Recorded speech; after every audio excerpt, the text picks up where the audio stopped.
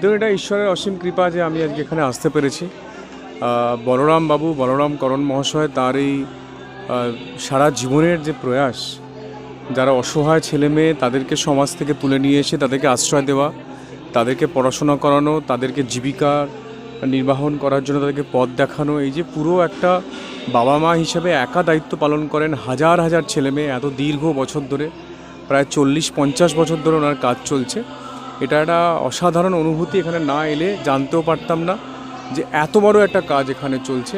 এবং আমি ঈশ্বরের কাছে প্রার্থনা করেছি যে এবারে ওনার নামটা আমরা সবাই মিলে প্রধানমন্ত্রীকে পাঠাবো পদ্মশ্রী পাওয়ার জন্য, যাতে ওনার এই কাজের মাধ্যমে সারা ভারতবর্ষের মানুষ অনুপ্রাণিত হন, তারা যেন একটা রাস্তা দেখতে পান এবং তারা জানতে পারেন ভারতবর্ষে প্রত্যেকটি মানুষের কোনায় যেন, মনের কোনায় যেন ওনার নাম, ওনার কাজ, ওনার এই আত্মত্যাগ, ওনার সারা জীবনের এই কর্মকাণ্ড যেন পৌঁছে যায়।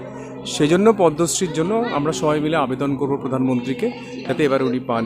দীর্ঘ বেশ কয়েক বছর ধরে আপনি টলিউডে অভিনয় করেছেন, অন্যদিকে আবার খড়গপুরের বিধায়ক, পাশাপাশি এই সামাজিক অনুষ্ঠানে সামিল হন।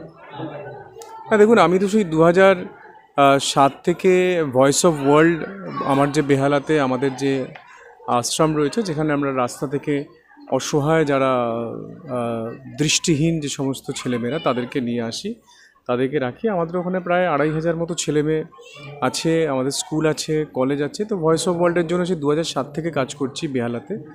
তো ওটা যেমন আমার একটা প্রয়াস, আর তারপরে অন্তোদয়ের সঙ্গেও যুক্ত হলাম বলরাম বাবুর সঙ্গে। তো সমাজের যতটুকু এই এই এই দিকটাতে যতটুকু নিজেকে সংযুক্ত রাখা যায়, এটা ঈশ্বরের কৃপা।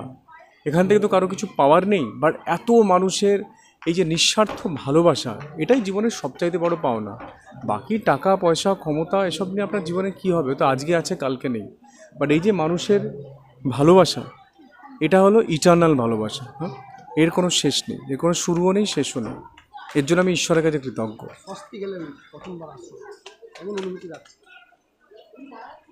বুঝতে পারলাম না।